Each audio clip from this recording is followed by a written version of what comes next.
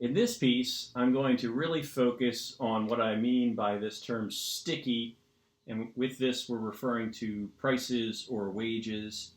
I have in my notes a great deal more information than is in any of the textbooks I've seen, and I think it's a fairly fun little excursion, sort of away from our model, but I want to be able to refer back to this model as we discuss this.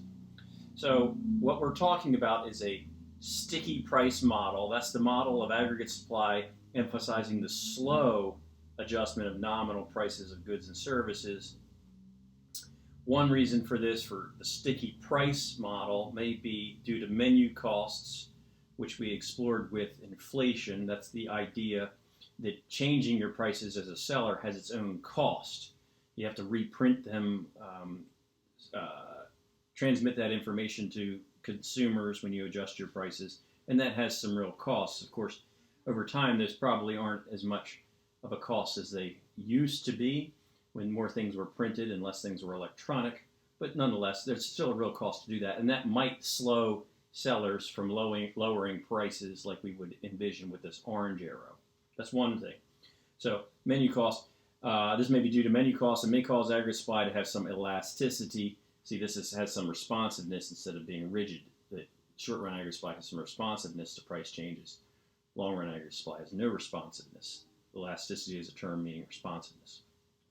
Sticky wages work the same way. The stickiness is due to contracts, primarily. That's the most cited thing, but I have a whole discussion we're about to get into, some real interesting little details about that. So let me do that now. What I did was looked into an alternative source. This was something from Robert Solow. This is, and I paraphrase what I found from that source. He's an economist. I found 6 reasons why labor markets might fail to clear. Because now I'm going to focus on the sticky wages. You know, with inflation, prices and wages should be moving together. The idea that prices are rising and wages aren't, with regard to inflation, that's called the inflation fallacy. When prices are rising, wages are rising as well. And likewise, when prices are falling, wages are falling as well. So with regard to sticky wages, there's a tension between the market efficiency and the market failures, especially pointed in discussions of the working of the labor market for obvious reasons. So as prices are falling here, the failure to clear and to fall to PL double prime quickly, this is something we're calling a market failure here, and it's about the labor market as a big part of why this adjustment doesn't happen as I have here in this orange arrow, but perhaps even more like in the green arrows. So here we go. 6 reasons why markets may fail to clear. And I've given these sort of my own 2 to 3 word summary, maybe 4 word summary names, okay? The first one I call a social worker, or hyphen worker kind of thing. This is about the worker and it's social. It's not about a social worker, okay? This is a social thing on the part of a worker's psyche, okay?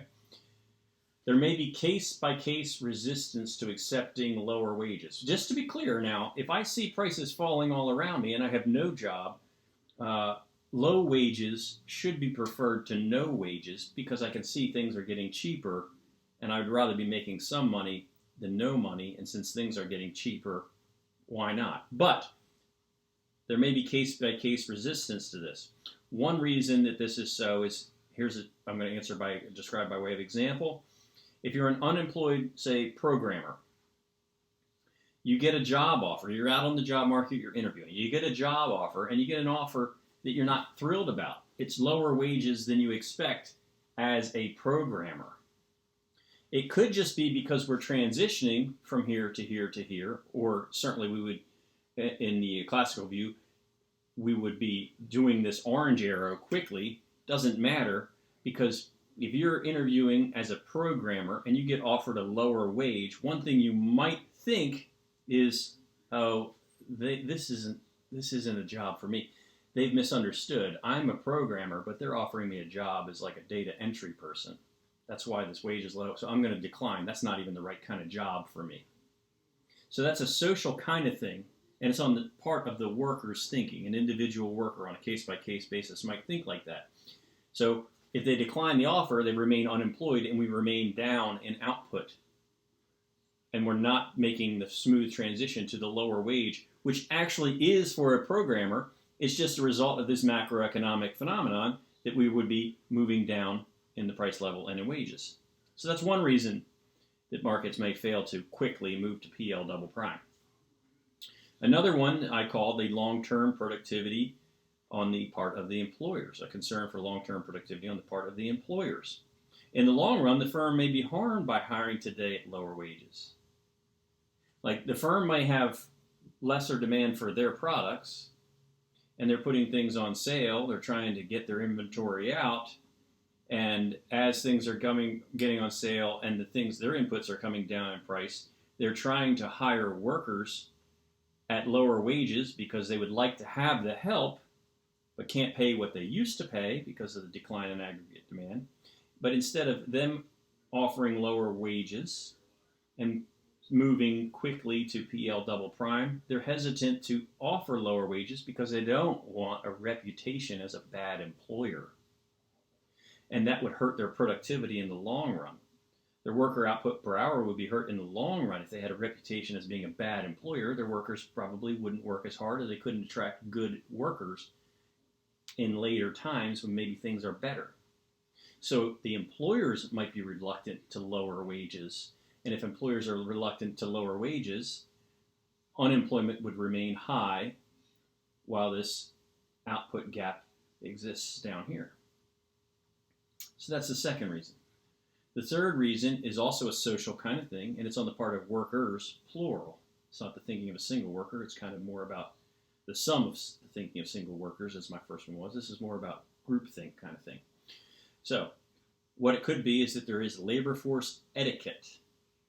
It could be the thinking of the individual due to social aspects could be like this.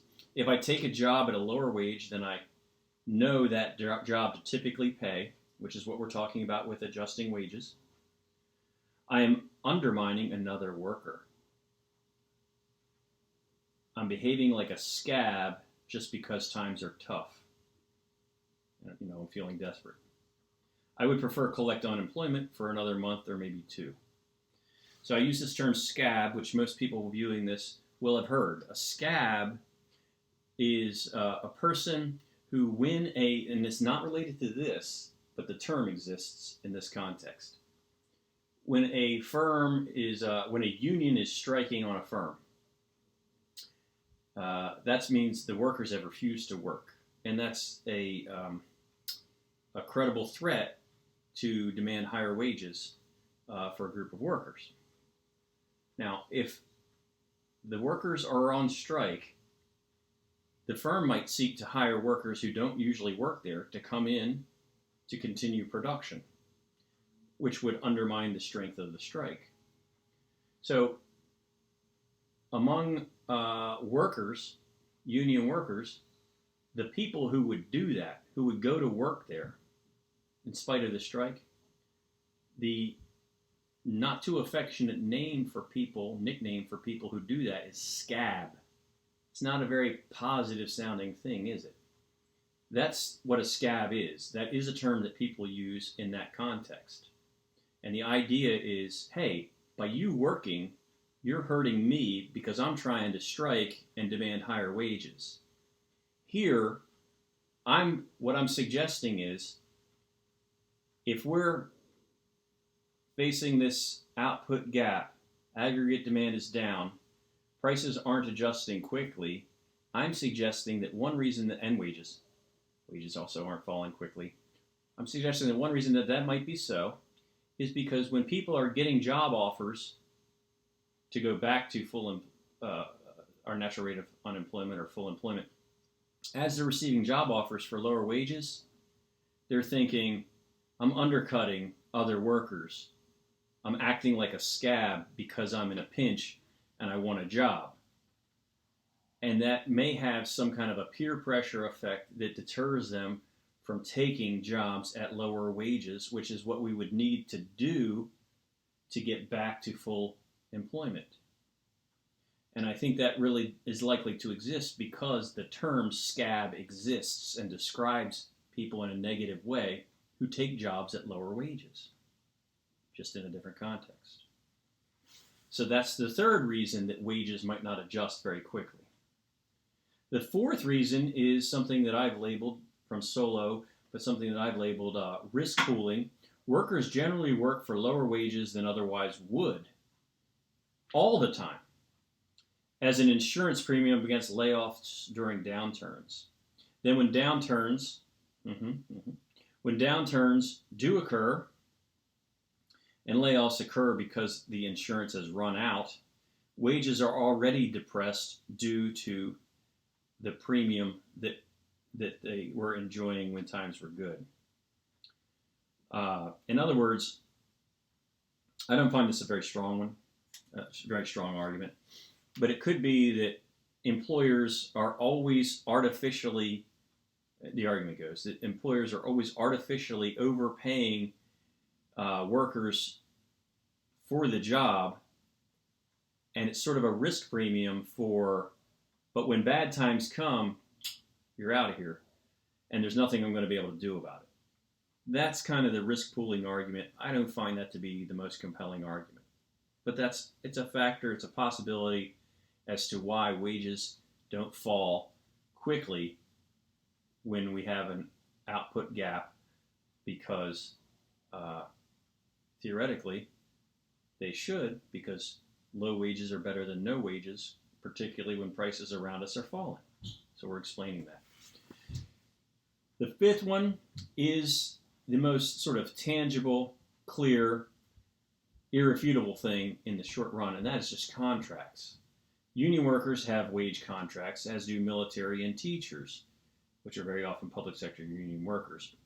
Downward pressure on wages may be weak to depress wages in the face of labor surpluses due to these contracts. So if we have a lot of workers in an economy who are on contracts and the economy takes a downturn, they're on wage contracts, their wages cannot be lowered.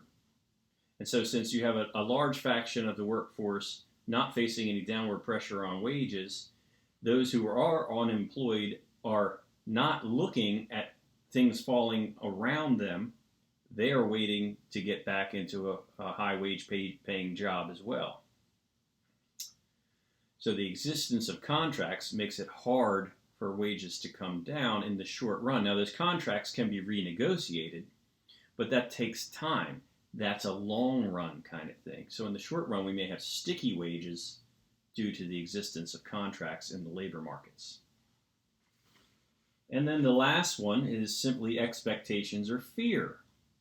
Since wage contracts may be difficult to reverse when the business cycle changes, contracts are slow to form in spite of labor shortages or surpluses. Unemployment is a surplus of labor, right? Well, if I'm unemployed and I do get a job offer for lower wages and I do see the prices falling around me, I might be reluctant still to take that lower wage paying job because, hey, when the good times return, I'm going to be in that job. And, if I get the percentage of a lot is bigger than the percentage of a little every time. So if I take a lower wage paying job, and they give me a 10% raise, well, that's still just 10% of a little. So even as I work hard and the economy recovers, I'm starting from a low base because I accepted this low wage job during bad economic times. And people might be reluctant to accept low wage paying jobs even when they see the prices falling around them, because they don't want to be stuck in a low wage job on the expectation that the economy will recover. They're afraid of being kind of stuck there. So that's the sixth explanation of why wages might be sticky. And if wages are sticky, then these green arrows are the best we can expect in a transition with declining aggregate demand. That's the best case scenario if wages are sticky. The classical economists assumed that wages would fall rather quickly and we would just more or less remain at full employment or our natural rate of output. But we do have a business cycle. We do have deviations from full employment. And in the 1930s, that stayed for a very long period of time, which I'm going to dig into in yet another video. But for now, that's the explanation as to why this might happen when aggregate demand is down. The next piece we're going to explore is some more doom and gloom, but we're going to do something just a little bit different with our framework.